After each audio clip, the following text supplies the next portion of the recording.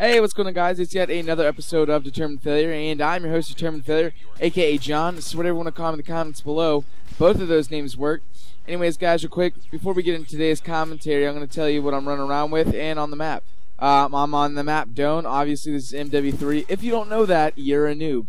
And I'm running around with the UMP45, rocking a silencer, extended mags. I have some EMP grenades, throwing knife, which I try to get across the map, throwing knife, but still haven't gotten more than 3 of them, so that kind of sucks for me, I guess. But anyways, yeah.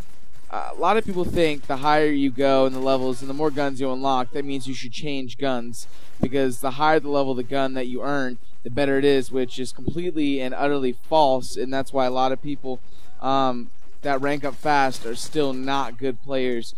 They think that just because you get a higher leveled gun that it is a better gun. And a quick description of what I can say about that is this. First of all, when you go in your sniper class, the Barrett 50 cal is the very first gun that you unlock, and then you can go up to the higher sniper rifles.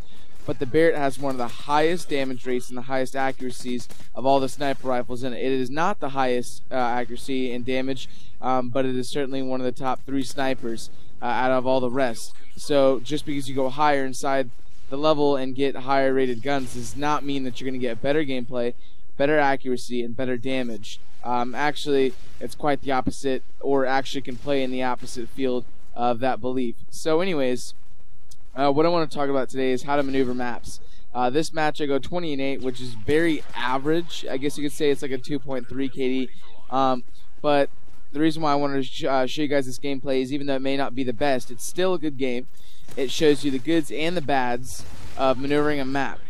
Now, first of all, one of the things, after I call this Predator, I'm going to start talking about it. Do not aim your Predators in buildings.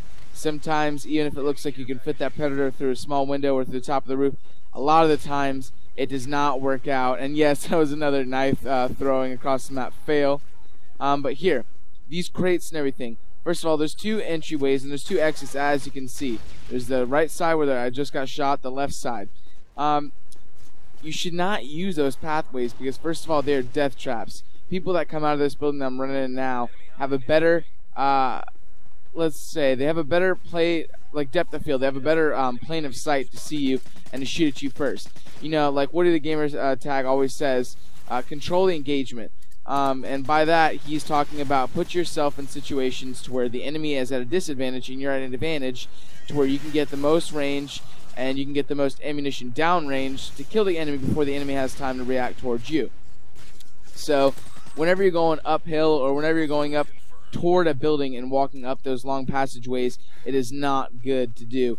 If you can find another way around it, like going through the middle here instead of going down this path I'm going down right now, I could have gone through the middle and I probably would have maybe died like that dude I just killed 5 seconds ago. If I would have gone through the center and he would have saw me first, he could have killed me. But if I would have stayed to the side the whole time, I still would have had a better advantage, even though I still won the gunfight. So long story short on that, always use your surroundings around you. Try not to go on the obvious paths to where you can be killed, to where you can be picked off by a sniper. Just be an unpredictable gamer. Because the more unpredictable you are, the less likely you're going to be killed, the better the KD, and the better gamer you're going to become over time.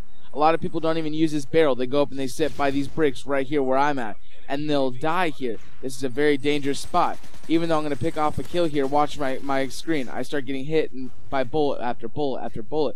So it's not wise right there to be right there in the action. It's okay to sit back a little bit, not necessarily camp, but to sit back, think strategically what you can do better and what you can do next so your team benefits from it and you're not stuck up getting killed all the time and then being the teammate that does not benefit from getting a lot of kills.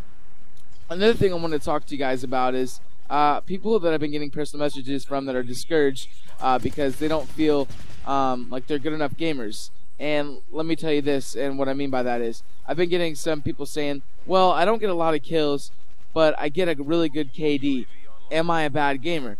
First of all, there's a complete difference between being a good gamer and a total kill whore.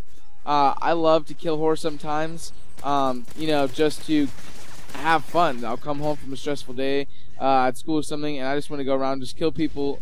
And yeah, it sounds a little demented, but kill whoring isn't that bad all the time, but it's not all about kills. It's not all about KD. Gaming, especially if you're on a mission in real life, if you're on a real mission, it's not about how many people you kill or how long that it takes you to get the mission done. It's about getting the mission done and doing the objective and getting it completed.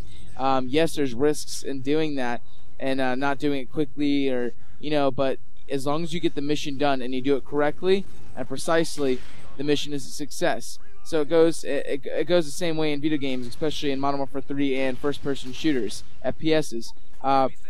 Even though you may not be getting a lot of kills, if you walk away positive, a positive KDI, you're helping the team any way possible. Even if you get 100 kills, but you still have a negative KD, you hurt the team. It doesn't matter how many kills you got, you hurt the team, and they would have benefited better not having you on the team, most likely. So getting a lot of kills is not always and should not be always your number one plan or your number one priority. Your number one priority is not only to play the objective of the game, but just to get a good KD. Because if everybody on the team was to get a good KD, you would always win. But seeing that half the team gets a really good KD and then the other part of the team gets a lot of kills but a lot of deaths, they're going to end up counterweighting all the good they did with all the bad they did.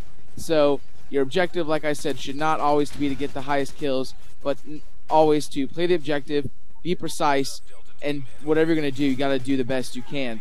So in a game, do not worry about, say, like this match, I went 20-8. That's not a lot of kills. Some of my first MW3 gameplays, I was going like 36 and like 10, and that's a lot of kills. 36 in a regular TDM matches, that's a really decent amount of kills. So once again, don't worry about that. Just worry about playing the objective and being successful in each gameplay and playing your best. Because if you're always stressed about getting the most kills, gaming to you will become boring, it'll become stagnant, and you're going to want to quit it.